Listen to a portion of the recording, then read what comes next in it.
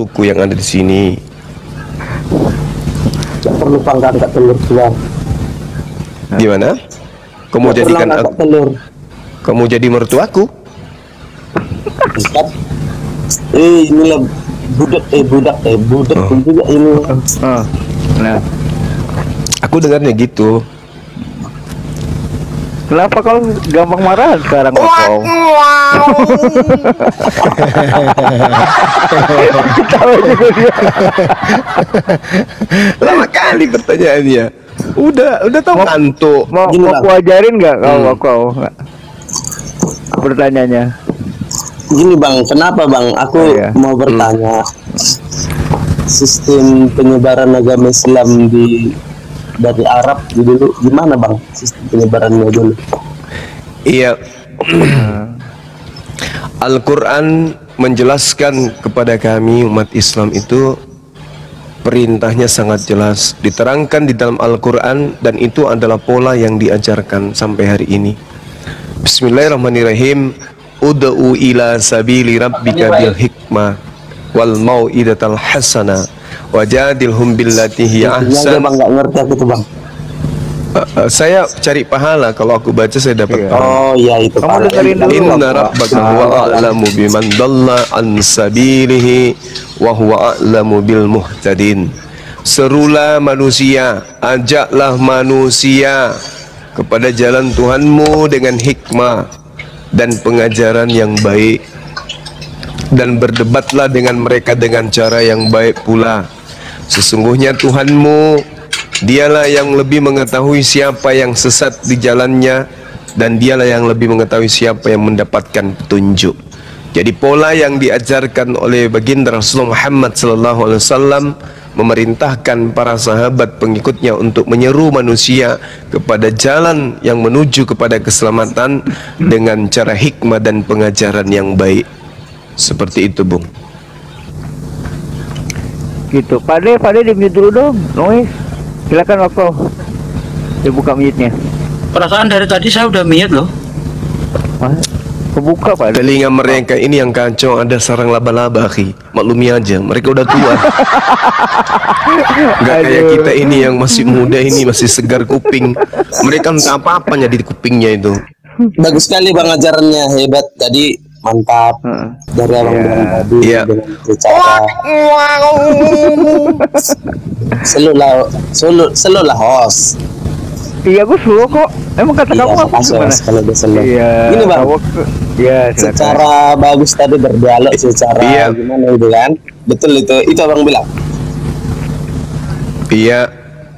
Tapi bang, kalau dari sejarah bang, ada nggak abang tahu sejarahnya? Tapi disus-disus ya, nggak tahu lah abang tahu kebenarannya atau enggak, atau abang nggak tahu, atau memang sengaja sembunyikan. Iya. Kenapa bang dari ajaran dulu Siap. secara memaksa gitu, secara perang atau gimana gitu? Coba jelaskan. Oh, pertanyaan yang sangat baik. Jadi di Islam itu, kalau kemudian dikatakan bahwa Islam itu diajarkan dengan cara kekerasan, itu mustahil. Oh, Itu mustahil. Karena Al-Quran menerangkan dalam surah Al-Ma'idah ayat 32, barang siapa yang membunuh satu manusia saja, maka itu sama halnya dia membunuh seluruh umat manusia. Itu Al-Quran. Lalu kemudian di dalam surah At-Taubah ayat 6, Allah Subhanahu wa taala menjelaskan, ini sudah dalam masa peperangan ya, masa peperangan. Wa in ahadum minal musyrikin istajarah fa'aqizhu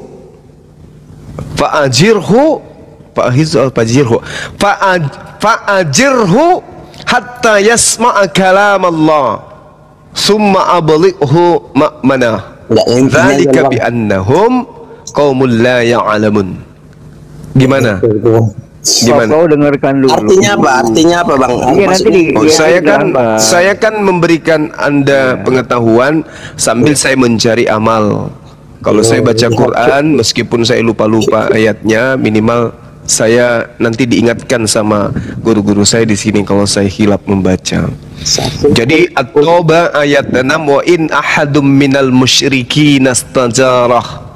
Dan jika di antara kaum musyrikin, non muslim, ini orang kafir ceritanya nih, orang Kristen misalnya ya kan, ada yang meminta perlindungan kepadamu, ini dalam perang, ini dalam masa perang, maka lindungilah agar dia mendengarkan firman Allah. Ini dalam perang. Dalam perang ada kemudian meminta pertolongan, musuh ini, musuh kehabisan peluru, habis nembak kita kan tapi kita salto kiri kanan, ndak ada yang kena peluru. Habis itu dia menyerah, ampun peluru saya habis. Apa yang diajarkan oleh Islam kemudian? Lindungi dia. Kemudian setelah mereka merasa aman, apa kata Allah? Antarkan summa ablikhu ma'manah. Antarkan mereka, musuh-musuhmu ini, ke tempat yang aman baginya. Dzalika bi annahum qaumul la ya'lamun. Demikian itu karena sesungguhnya mereka adalah kaum yang tidak mengetahui. Ini perintah di dalam Al-Quran. Dalam perang, kalau ada orang yang sudah kehabisan peluru, ya habis nembak kita tak kena paha kita kena, dia mau nembak jantung kita lagi, grip, habis peluru, habis itu dia, ampun mas. Ya, pada saat itu apa yang dikatakan oleh Al-Quran, maka lindungi mereka. Meskipun yang terluka Anda, lindungi mereka, lalu kemudian antarkan mereka kepada tempat yang aman. Ini kaidah dalam Islam. Jadi kalau berbicara mengenai perang itu pasti terjadi, Bung. Di mana-mana perang itu terjadi karena manusia itu memang sudah dinubuatkan kemudian untuk seperti itu, mereka melakukan pertumpahan darah dan seterusnya. Kalau di dalam kitabnya Yahudi, aku akan membuat permusuhan antara keturunanmu dan keturunan. Jadi keturunan Adam dan iblis itu akan selalu baku gonggong. Di antara keturunan Adam pasti ada yang masuk iblis ke dalam dirinya. Nah inilah yang melawan orang-orang yang benar. Seperti itu adanya. Sampai sini paham? Belum? Silakan boleh buka. Silakan kalau sinyal itu kode berarti sudah masuk ke pertanyaan ketiga. Iya. Diulang, putus. Kamu cari pohon tinggi. Berarti sudah masuk ke dalam pertanyaan ketiga, kodenya itu. Apalagi? Ada lagi? Ngerobot. Sinyalmu putus. Kamu cari pohon yang tinggi. Kalau kamu mau seru, kita bahas Bible. Wah, itu baru seru. Kalau Al-Quran masih santai kayak begini. Al-Quran memerintahkan huzil afwa wa'mur bil urf wa'arid anil jahilin. Jadilah pemaaf dan suruhlah orang mengerjakan yang baik, serta jangan memperdulikan orang-orang yang bahlul. Memang enggak seru kalau Quran dibahas, karena saya bukan ustadz. Kalau mau seru itu bahas Bible. Orang dipanggil botak aja dikasih makan sama gorila. Gorila atau apa itu? Beruang. Naik botak. Bukan kuda nil, bukan. Bukan kuda nil, bukan. Iya. Selamat pagi, Jack. Ada yang mau didiskusikan atau mau nanya? Ya, Jack. Ya, belum ngomong udah mental. Cuma ceritanya. Mau ke pasar itu belanja. Iya dia, Bang ya. Penjual sayur lontong udah jam segini udah ke pasar dia. Iya, mencret kulit durian. Iya. Itu gimana caranya mencret kulit durian? Dia makan, beli durian, dimakan kulitnya, buahnya dibuang, itu maksudnya. Halo, selamat malam. Selamat malam. Siapa yang nakil, Pong? Bunda Rahma ya, Bun? Saya. Iya. Tapi saya sudah mulai sedikit. Suara apa tuh, Bang? Tetapi masih ada keraguan di dalam diri saya, Bang. Oh. Islam Kristen, Bang? Saya Kristen, Bang. Oh, Kristen. Maksudnya ragu sama apa, Bang? Saya dan istri memang rencana kami pengen pindah agama. Masya Allah. Masya Allah. Ini merinding aku nih, merinding, Masya Allah. Tapi Beneran tuh bang? Iya. Nggak ngeprank? Ngeprank juga nggak apa-apa, nggak masalah pun bagi saya. Oke, lanjut sama Bang Anda Juma. ngaku Minta murtadin pencerahan. juga, Anda mengaku juga nggak masalah bagi kita. Silakan saudaraku.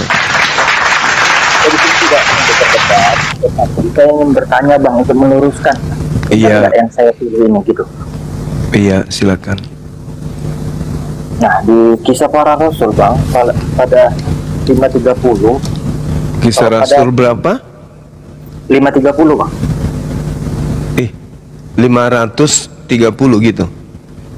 Ayat 5 Banyak banget. kisah rasul 530 bang. Saya Ayat 5. Lah nenek moyang kita Nenek yang moyang kita telah ya. membangkitkan Yesus yang kamu gantungkan pada kayu salib dan kamu bunuh. ya. Jadi kenapa? sebenarnya bang saya bertanya di ajaran saya Iya. selalu yang saya tahu Yesus itu Tuhan kami itu disalib bang. Sedangkan di sini digantung. Kalau menurut pandangan Islam itu seperti apa bang? Ini sudah benar ini digantung, Bang. Itu sebenarnya bukan digantung di kayu salib tuh bang, Pohon. digantung di pohon. Jadi, Ini bang, dalam bahasa Sulon. anunya ya benar.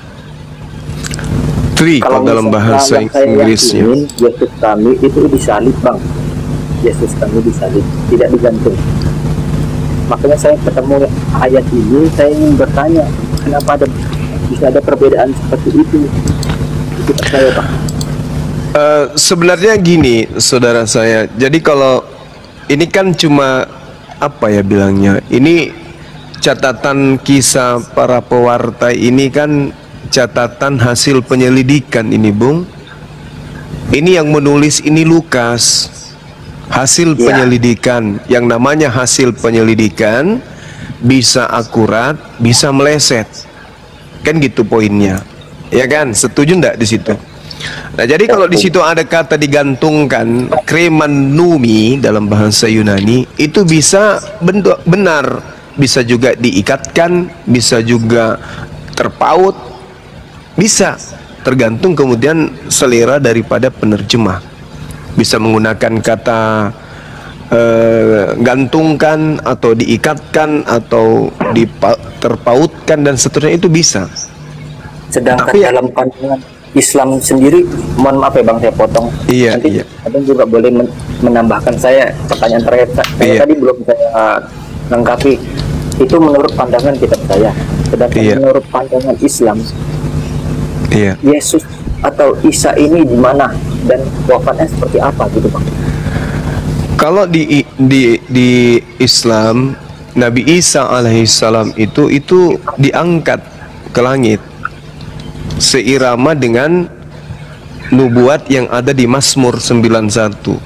Jadi Nabi Isa itu diselamatkan. Karena di dalam Amsal 21 nomor 18, Allah menyelamatkan orang yang jujur dan menjadikan orang fasik itu sebagai ganti. Pengkhianat sebagai ganti orang yang jujur.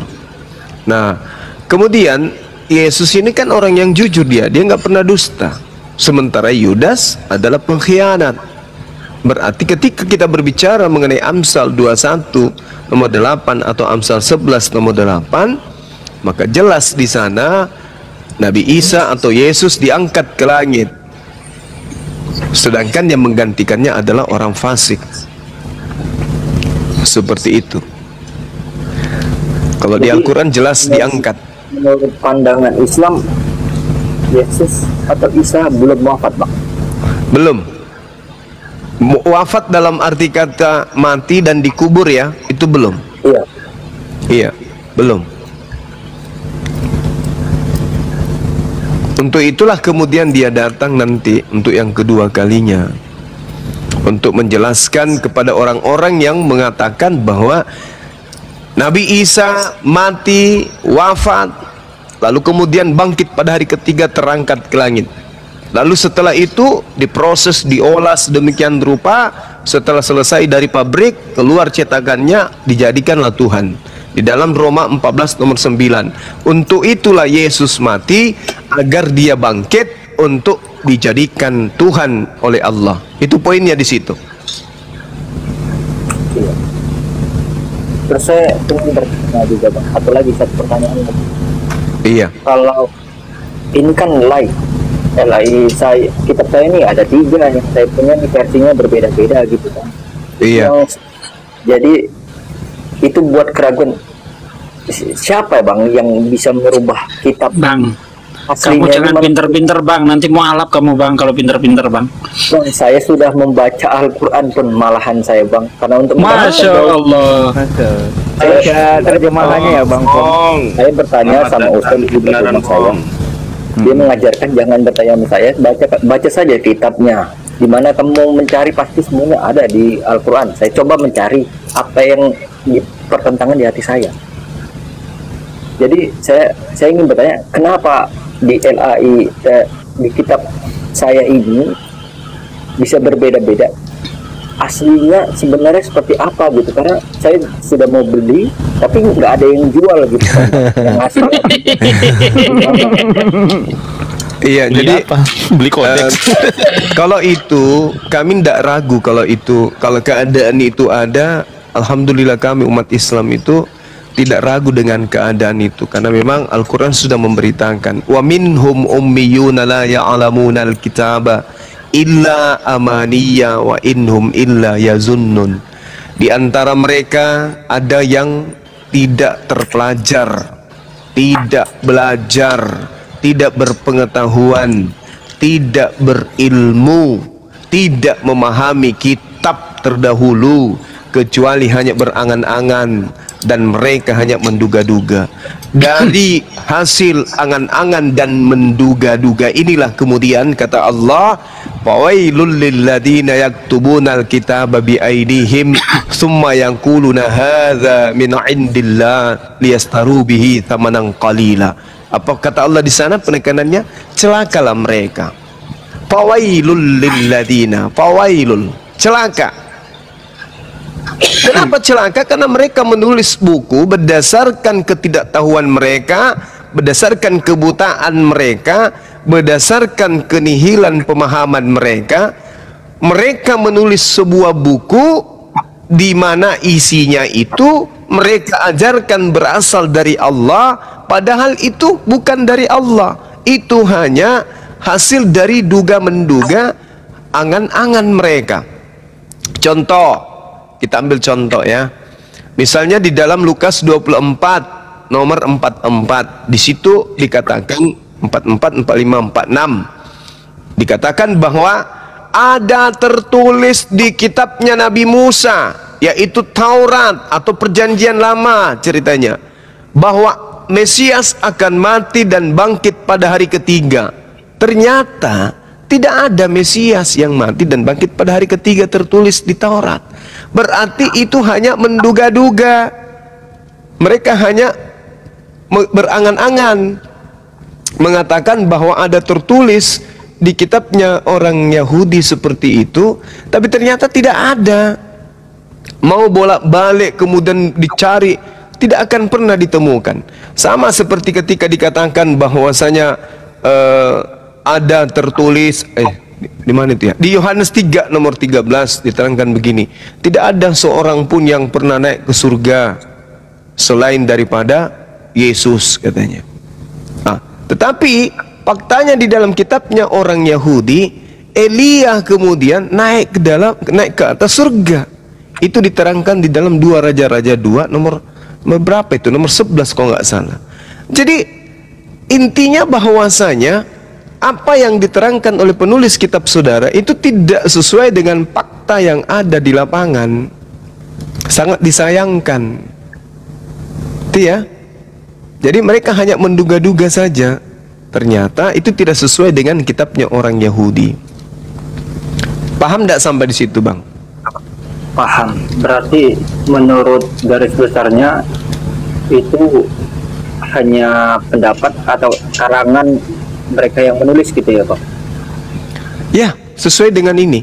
Karena kalau mereka tidak sesuai dengan informasi Al-Quran, berarti kita menemukan pengajaran itu berasal dari Yesus.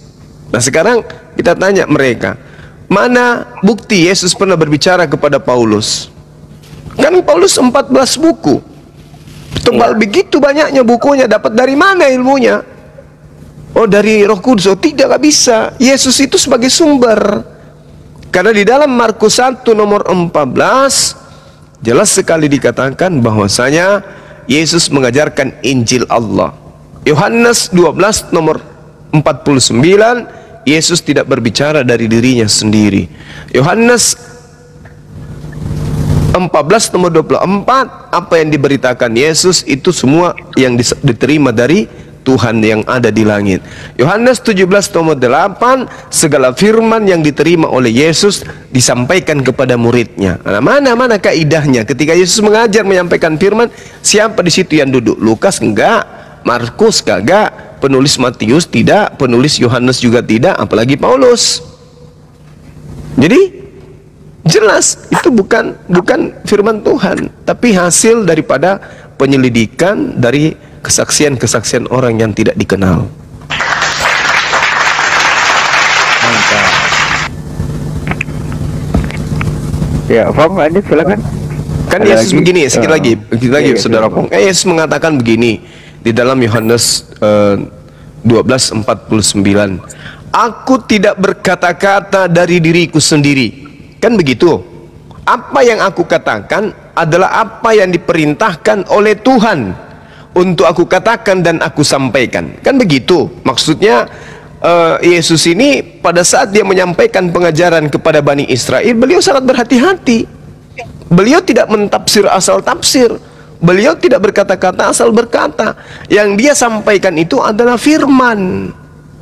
Tidak bisa menurut pendapatnya dia. Kenapa? Karena dia sudah mengatakan, apa yang aku sampaikan, aku tidak berkata-kata menurut, aku tidak berkata-kata selain daripada apa yang diperintahkan untuk aku katakan dan aku sampaikan.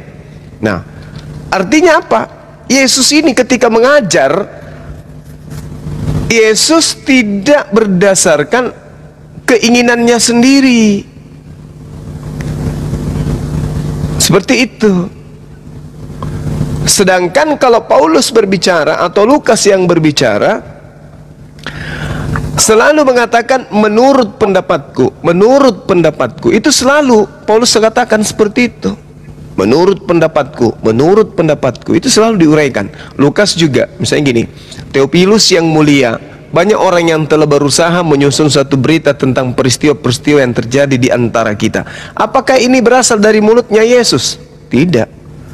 Berarti Yesus tidak berkata-kata dari dirinya sendiri, tetapi Lukas berkata-kata dari dirinya sendiri.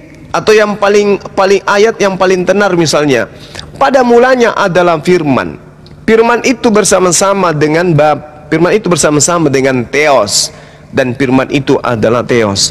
Sekarang pertanyaan saya, ini catatan Yohanes ini ucapan Yesus atau siapa? Ini nih, yang pertama itu Yohanes 1 nomor 1, pada mulanya adalah firman, firman itu bersama-sama dengan Theos, dan firman itu adalah Theos. Pertanyaannya, ini firman Tuhan atau apa? Kalau ini firman Tuhan, siapa penyampai firman pada saat itu? Yesus kan? Betul nggak? Yesus.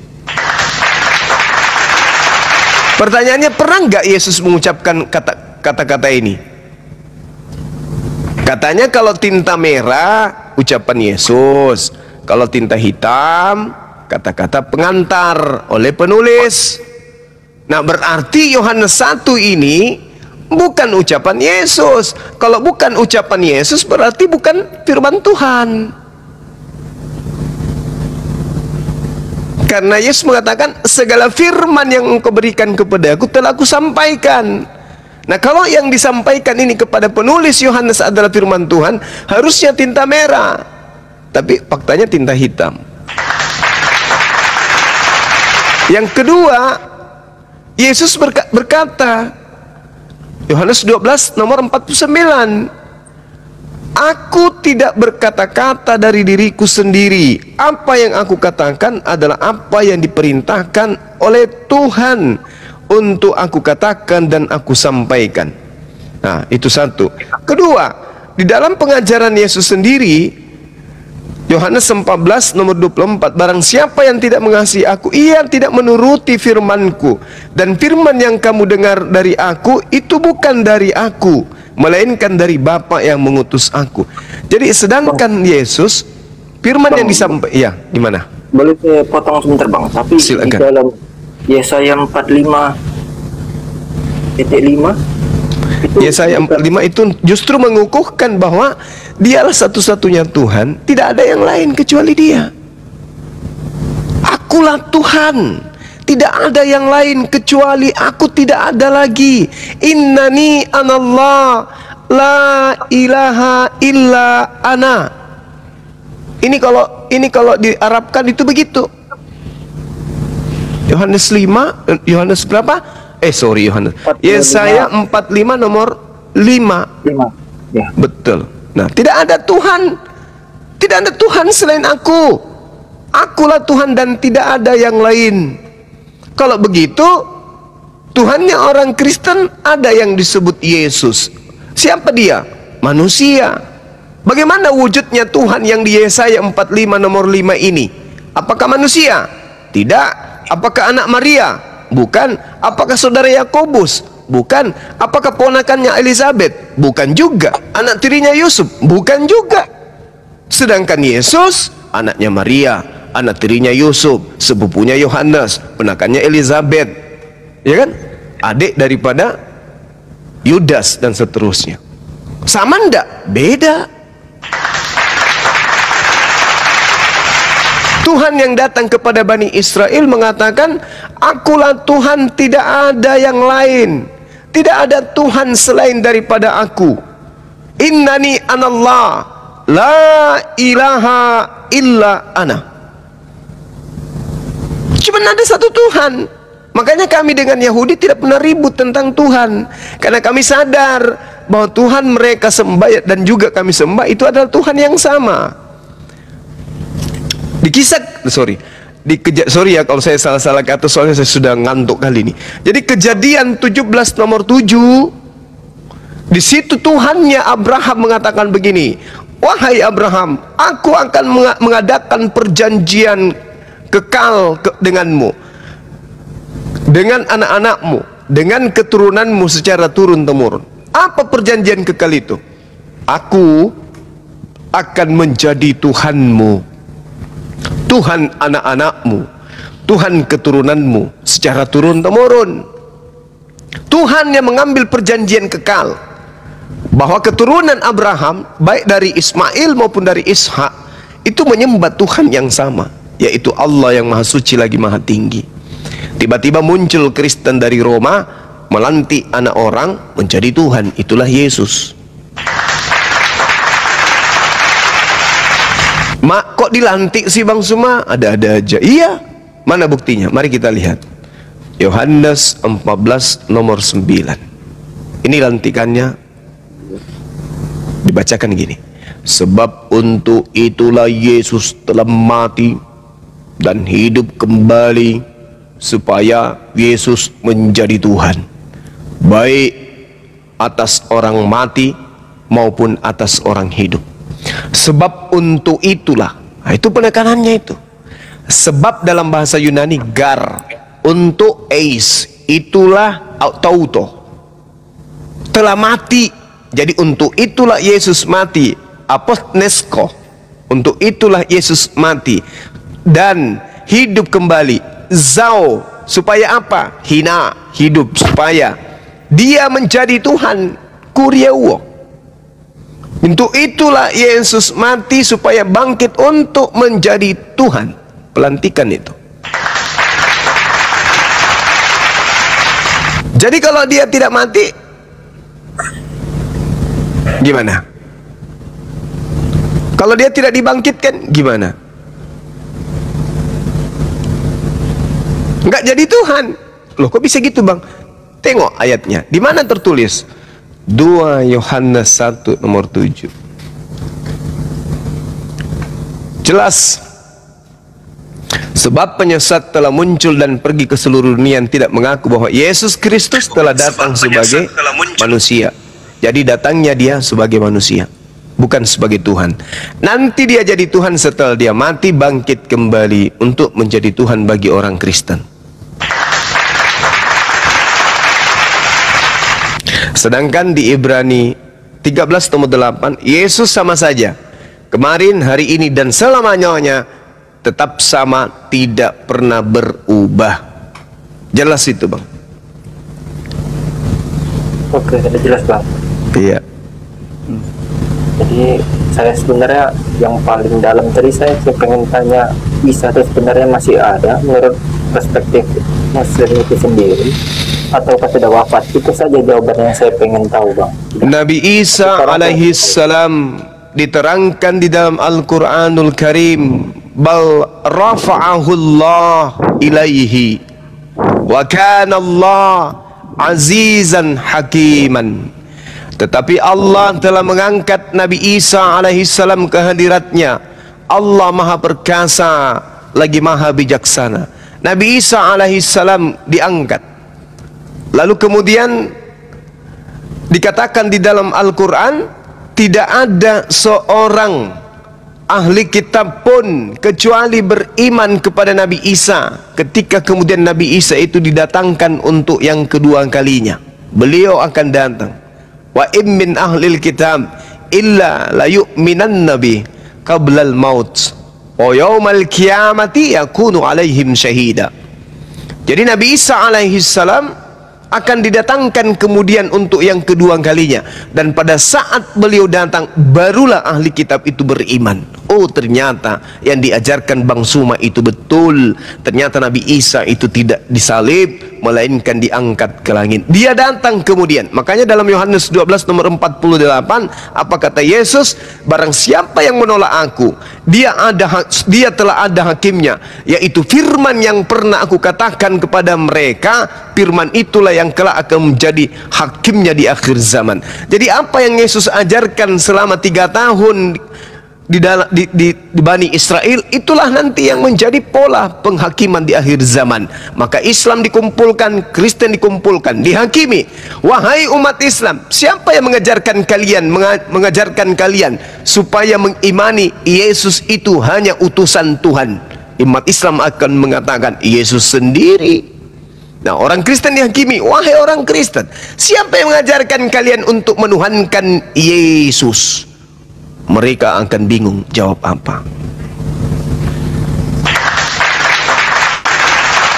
Ini Al-Quran yang mengatakan ini. Kata Allah, wa yaumal qiyamah, dan di hari kiamat nanti Isa ini akan menjadi saksi terhadap mereka. Wa yaumal qiyamati yakunu alaihim syahida, akan menjadi saksi. Siapa yang mempertuhankan dirinya, siapa yang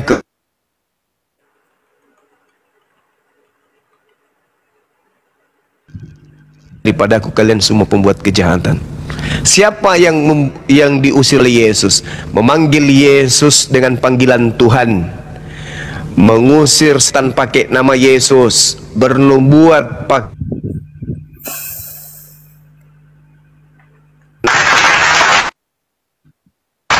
di mana itu tertulis? Matius 7 nomor 21 sampai 23. Di situ sangat jelas diterangkan bahwa Kristen diusir. Dan apa yang diterangkan oleh Yesus itu. Izin Bang, putus-putus tadi dikit. Apa, Bang? Oke. Enggak, ini masih putus. Udah enggak sekarang. Oke. Nah, di mana diterangkan di dalam kitabnya orang Kristen itu sendiri bahwa Kristen itu nanti masuk neraka? Apakah ada tertulis di dalam kitab mereka? Ada, meskipun itu secara tidak langsung dikatakan. Tetapi Matius, coba kita lihat di dalam Matius 23 nomor 15. Celakalah kamu hai ahli Taurat, orang Farisi, hai orang munafik, sebab kamu mengarungi lautan dan menjelahi daratan untuk mentobatkan satu orang saja menjadi penganut agamamu, dan sesudah dia bertobat, kamu menjadikan dia orang neraka. Tapi Bang, dalam keyakinan kami, dosa-dosa kami semua sudah ditanggung oleh Yesus, Bang. Nah itu dia, kalian terlalu jahat. Ketika dia disalib, dia akan menanggung dosa-dosa umat setelah penyaliban tersebut. Sampai ke kami, tidak untuk kaum sebelumnya. Baik, itu namanya kalian itu terlalu jahat jadi orang. Masakan kamu yang memperkosa, kamu yang membunuh, kamu yang mencuri, kamu yang merampok, kamu yang berzina, kamu yang korupsi, dosamu kau serahkan kepada anak Maria. Maria juga manusia, coy. Anaknya 3 kali dibunuh seperti itu hanya menanggung dosa-dosa kalian. Kalian yang melakukan, anak orang yang menanggung. Dengan konsep apa? Dia Tuhan. Gimana ceritanya dia Tuhan? Kalau dia Tuhan, cukup dia mengatakan dosamu telah kuampuni, dosamu telah kuampuni, dosamu telah kuampuni. Itu kalau dia Tuhan. Tapi kan dia mengatakan, ya Bapakku di surga, ampunilah dosa mereka karena mereka tidak tahu apa yang mereka kerjakan. Nah coba. Dan Yesus tidak pernah mengatakan, aku mengampuni dosamu. Tidak, cuma mengatakan dosamu telah diampuni. Siapa yang mengampuni? Bapa yang ada di surga. Jadi kalau Anda mengatakan dosa kami, itu adalah obat kuping. Itu obat kuping. Kenapa? Coba Anda baca Yehezkiel 18. Apa yang diterangkan di sana? Dosa ditanggung masing-masing. Bahkan Yesus sendiri mengatakan di kitab Matius dengan sangat jelas, manusia akan dibangkitkan untuk dihakimi dan diberi upah berdasarkan dengan pekerjaannya masing-masing. Dalilnya bergejibun di dalam kitab saudara. Manusia diupah berdasarkan dengan perbuatan masing-masing. Jadi bagaimana mungkin kemudian Anda yang melakukan, kemudian Yesus yang menanggulangi, Yesus yang menanggung? Bagaimana mungkin itu bisa terjadi?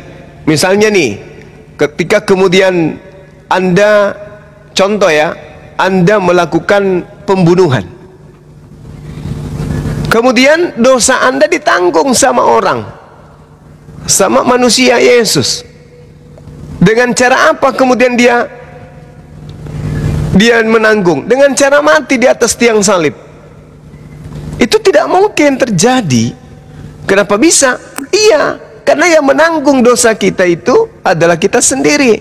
Dalam kitabnya Anda itu jelas dikatakan, Yehezkiel 18, Mazmur 62, Pengkhotbah 12, Matius 16, Yohanes 5, kemudian apalagi Kolose 1, Wahyu 20 dan seterusnya. Dosa ditanggung masing-masing. Nah sekarang kalau Anda mengatakan Yesus yang menanggungnya, maka dia mati. Pertanyaan saya kepada saudara, yang mati ini Yesus manusia atau Tuhan? Bisa enggak saudara? Manusia. Kenapa dia mati terkutuk? Untuk menebus dosa umat setelahnya, Bang. Nah, karena dia menebus dosa manusia, artinya dia menanggung dosa itu kan? Benar enggak? Iya. Nah, kalau dia manusia menanggung dosa orang lain, ini dosa dicuci di mana nanti? Tapi setelah itu dia bangkit menjadi Bapa, Bang. Iya, yang bangkit kan ketuhanannya, yang mati kan kemanusiaannya. Kemanusiaannya ini semua dosa manusia diambil sama dia. Dia mengambil dosanya manusia, kemana perginya orang yang berdosa?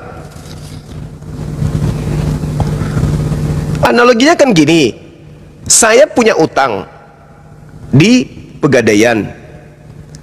Saya memberikan diri saya, percaya kepada Anda orang hebat, kan gitu. Anda punya duit banyak, maka Anda yang menanggung utang saya di Pegadaian. Supaya utang saya lunas, Anda kemana? Pegadaian, Bang. Ke Pegadaian. Supaya dosa yang ditanggung oleh Yesus, Yesus kemana? Ke Bapa. Oke? Bukannya di neraka. Matius 13 nomor 50, orang kejahatan itu akan dilemparkan ke dalam neraka. Betul tidak? Ya. Nah, iya. Apa mungkin? Apa mungkin manusia seorang ke neraka karena dosa-dosa kalian? Coba Anda lihat, Bung. Anda hidup melihat orang. Contoh satu. Sambo kita jadikan contoh. Sambo membunuh Yosua. Dengan tega-teganya dia perlakukan orang seperti binatang kayak begitu. Sudah mengabdi siang malam hormat, siap jenderal, siap jenderal, siap jenderal, baik jenderal, diselesaikan duar, duar. Habis itu dibuatkan cerita-cerita nestapa, cerita-cerita dusta. Kira-kira menurut saudara, Anda rela dosa-dosa Sambo ini ditanggung oleh Yesus di atas tiang salib? Anda rela? Anda ikhlas? Anda setuju perbuatannya itu ditanggung oleh Sambo? Oleh Yesus? Kalau dalam konteks keharusan harus begitu, Bang. Anda rela? Kalau rela mungkin tidak, tetapi dalam konteksnya memang dosanya tuh harus seperti itu. Oh ya udah, kalau begitu tidak salah kalau di barat orang dengan mudahnya membunuh. Tidak salah kalau ajaran Kristen kemana-mana disebarkan dengan membunuh. Di Indonesia 350 tahun lamanya membunuh. Jutaan orang menjadi janda, jutaan anak-anak kecil menjadi yatim. Ternyata seperti itu. Jadi kalau mereka membunuh pribumi, 40.000 jiwa, korban 40.000 jiwa di mana-mana ada kuburannya. Ternyata konsepnya begitu toh di Kristen. Membunuh, dosanya ditanggung Sambo. Lalu bagaimana dengan Yosua? Apa upahnya dia?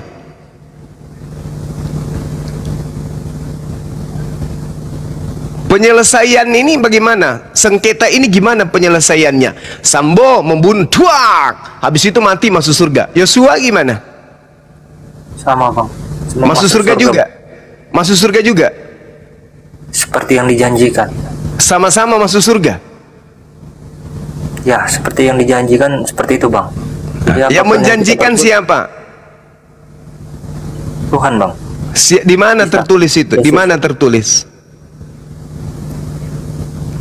Saya kurang paham soal kita, Bang. Saya kasih. Saya selalu ikut. Saya kasih 1 Yohanes 1 nomor 2.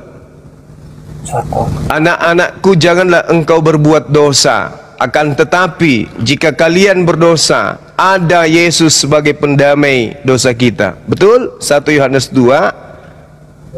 1 Yohanes 2 nomor 1. Sorry. Oke. Nah, sekarang bandingkan. Ini kan bukan firman Yesus ini bukan sabda Yesus. Betul? Ya, kan, benar, Bang. Karena bukan tinta merah. Betul? Iya. Nah, berarti tulisan orang yang katanya Yohanes. Bandingkan dengan Keluaran 23. Nomor 7 dan 8.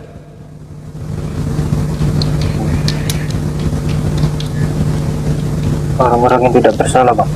Ya, coba saudara baca. Ini firman Tuhan loh. Haruslah kau jauhkan dirimu dari perkara dusta.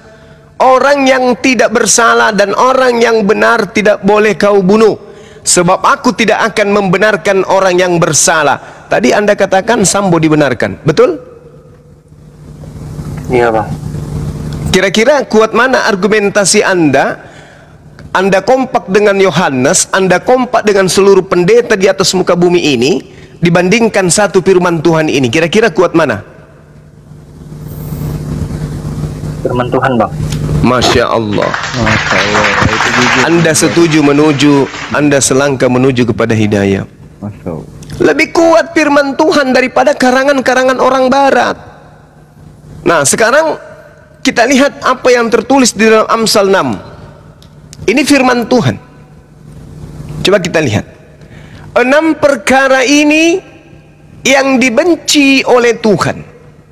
Bahkan 7 perkara yang menjadi kekejian bagi hatinya.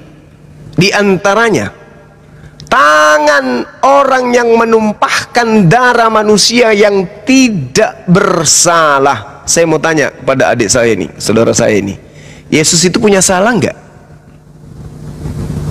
Tidak bang. Tidak. Boleh tidak Yesus dibunuh untuk si pembunuh Sambo?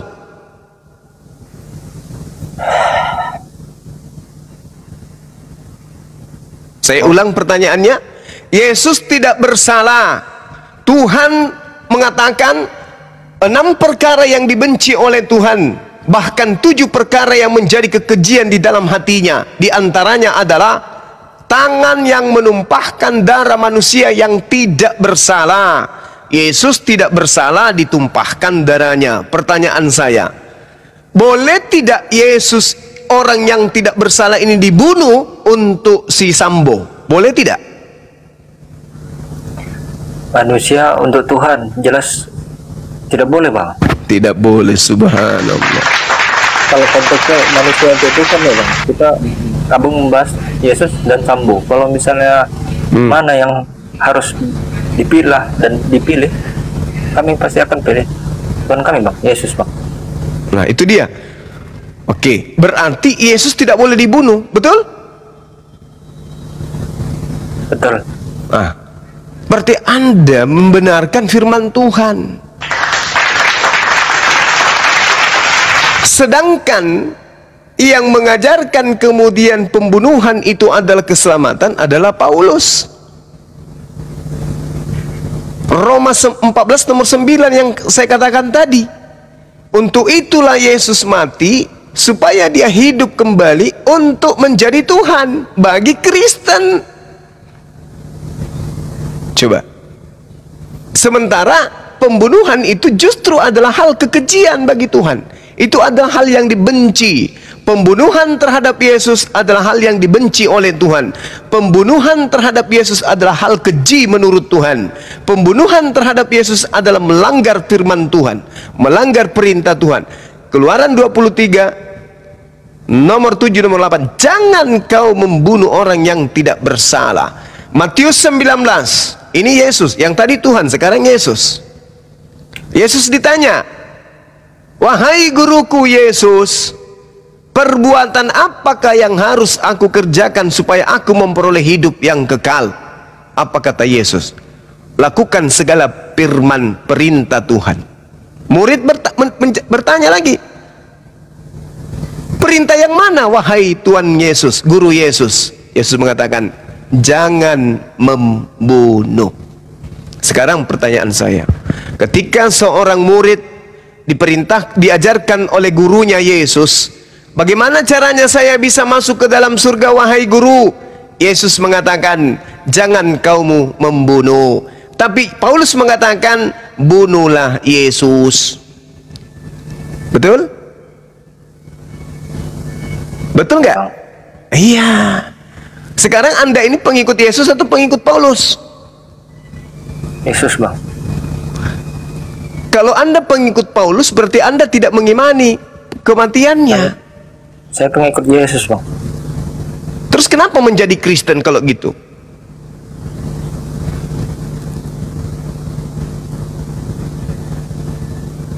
Yesus mengatakan dalam Yohanes 10 nomor 27, aku mengenal pengikutku, pengikutku mengikuti aku, pengikutku mendengarkan aku. Kalau kamu, saudara saya, mendengarkan Yesus, di dalam Matius 19 dikatakan bahwa ketika ditanya, apa yang harus saya kerjakan supaya saya bisa masuk ke dalam surga, kata muridnya, Yesus mengatakan, jangan kamu membunuh. Lalu di Yohanes 10 nomor 27, muridku mendengarkan aku dan mengikuti aku. Murid Yesus boleh tidak membunuh Yesus? Bang, boleh cukup enggak bang? Saya jadi bergetar gitu bang, karena saya jadi lebih banyak tahu. Saya tinggal dilurusin berarti. Maksudnya keringatan saya nih. Abang enggak, tinggal dilurusin berarti abang enggak. Tapi saya memang sudah mulai goyang gitu bang. Tetapi saya banyak yang mau bertanya, tidak sanggup untuk menerima jawaban gitu bang. Oke, baik. Sekarang apa yang menghalangi Anda untuk tidak memeluk Islam? Tadi sudah bang jawab, Isa belum wafat bang. Yes. Isa terangkat ke langit. Tapi untuk saya pindah, mungkin saya nunggu istri saya gitu bang. Baik, istrinya kenapa? Karena kami sama-sama. Masih terkendala beliau. Beliau ada kendala. Iya, saya harus menjelaskan apa yang abang bilang hari ini kepada dia. Kenapa Anda tidak menyelamatkan diri Anda dulu? Saya maunya berdua bang. Oke. Jadi biar dia juga bisa lebih rileks kalau misalnya nanti untuk mengucap seperti itu. Kalau sendiri mungkin dia akan kesulitan bang gitu. Kan bisa dibantu sama saudara saya ini. Jadi gini, oke, saya sampai pada posisi itu saya paham. Tapi sekarang gini saudara, antara saya dan Anda itu masing-masing punya kendaraan. Anda punya kendaraan, saya juga punya kendaraan. Kendaraan saya melaju arah ke kanan. Kendaraan Anda dengan istri Anda itu lari ke kiri. Anda sudah tahu arah kendaraan Anda itu menuju kepada jurang, dan Anda tahu kendaraan saya itu menuju kepada keselamatan. Anda tetap aja mau berjalan dengan istri, padahal Anda sudah tahu. Logikanya, kalau Anda ingin menyelamatkan istri saudara, harusnya Anda loncat. Kalau pintu mobil tertutup, lewat jendela. Kalau jendelanya pun tertutup, lewat plafon kalau perlu. Kenapa? Karena Anda sudah tahu Anda harus diburu dengan waktu. Anda loncat dari kendaraan, mengambil kendaraan yang searah dengan saya, lalu kemudian kejar istri Anda dari belakang, baru tepuk punggungnya untuk pindah ke kendaraan yang baru menuju ke arah kanan. Kalau Anda menghabiskan waktu, kemudian dalam kendaraan yang sama cerita, membujuk dan seterusnya, muncul kemudian diskusi ringan sampai diskusi berat, sampai kepada titik jurangnya selesai. Maksudnya apa? Ajal tidak ada yang mengukur, tidak ada jaminan besok saudara masih hidup. Mati dalam kekufuran, kekal di neraka. Innal ladzina kafaru min ahlil kitabi fi nari jahannam khalidina fiha abada. Kalau dia di neraka cuman 1 miliar tahun, masih ada harapan. Ini kekal. Siksaan yang paling rendah, yang paling ringan di neraka, menggunakan sendal. Ketika sendal itu kita pakai, otak kita mendidih seperti minyak kelapa yang sedang dipakai menggoreng. Na'udzubillah, na'udzubillah. Itu yang paling ringan. Dan itu kehidupannya kekal. Tidak lagi ada istilah keluar dari sana. Kekal selama-lamanya. Ngeri, sengeri-ngerinya. Makanya beragama itu memang harus menggunakan akal wahyu. Tidak bisa kita wahyu dulu baru akal dibawa. Kalau wahyu dalil, maksud saya kalau dalil yang lebih di atas daripada akal, maka akal kita akan disetting oleh dalil ini. Tapi kalau akal setara dengan dalil, seirama dengan dalil, maksudnya serasi dengan dalil, masuk akal dalilnya, maka tentu yang kita tempuh adalah kebenaran dalil itu sendiri dan akal.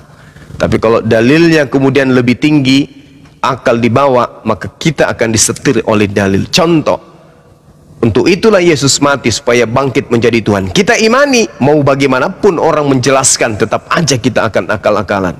Tapi kalau akal yang kita pakai lebih tinggi daripada dalil yang ada, ya dalil dalam arti kata bukan wahyu Tuhan, maka tentu akal kita yang akan men-setting dan mengarahkan dalil tersebut. Nah, inilah yang Anda alami sekarang. Tinggal selangkah lagi. Kalau hanya alasan istri, ya oke. Tapi ingat, Anda masih dalam kegelapan. Ketika Anda syahadat saat sekarang, Anda akan ke rumah membawa obor cahaya.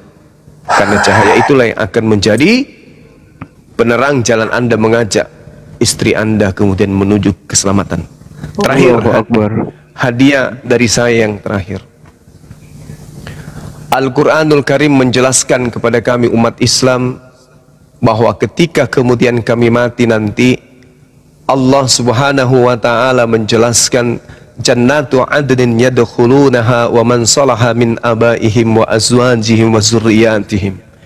Bagi orang-orang beriman, orang Islam, kelak mereka masuk ke dalam surga Aden. Mereka masuk ke dalamnya bersama dengan orang-orang yang saleh, dari nenek moyang mereka, dari pasangan-pasangan mereka, istri mereka, suami mereka, anak-anak mereka dan cucu-cucu mereka. Ini bersama dengan keluarga di sana. Lalu kemudian Allah Subhanahu wa ta'ala menyampaikan kepada kami bahwa mereka ketika di dalam surga memperoleh apa yang mereka kehendaki. Lahum ma yasha'un inda rabbihim. Apa yang mereka inginkan di surga, itu yang mereka nikmati. Lalu Allah Subhanahu wa ta'ala juga menjelaskan kepada kami, qad ahsanallahu lahu rizqan. Orang-orang masuk ke surga bersama istrinya, bersama anak-anaknya, kedua orang tuanya, mertuanya, dan semua orang-orang saleh di antaranya mendapatkan rezeki yang sebaik-baiknya dari Allah Subhanahu wa ta'ala. Ini tidak ditemukan di agama Kristen. Boleh tunjukkan satu ayat atau dalih di dalam Bible kalau ada data mengatakan masuk ke surga bersama dengan istri, bersama dengan anak, keluarga dan seterusnya, bahagia bersama dengan mereka di sana. Tidak akan Anda temukan satu dalil pun. Saya jamin itu. Artinya gini, ketika Anda bersama dengan istri, atau janganlah istri ya, karena istri itu kan orang baru yang kita temukan, kita temui. Orang tua atau saudara kita, orang tua yang melahirkan kita, bersama dengan kita puluhan tahun, atau adik atau kakak, sama-sama kita hidup bersama. Begitu mereka meninggal dunia di Kristen, hari terakhir dia bertemu di dunia, itulah hari terakhir untuk selama-lamanya. Di surga kalian tidak saling kenal mengenal. Di surga kalian tidak akan saling sapa satu sama lain. Tidak saling kenal. Jadi ketika Anda mencintai orang tua Anda, begitu dia mati, maka tidak ada lagi pertemuan. Selesai, masuk ke surga, hidup seperti malaikat, kayak ruh di sana. Tidak ada lagi ketemu, nggak ada lagi melampiaskan rindu.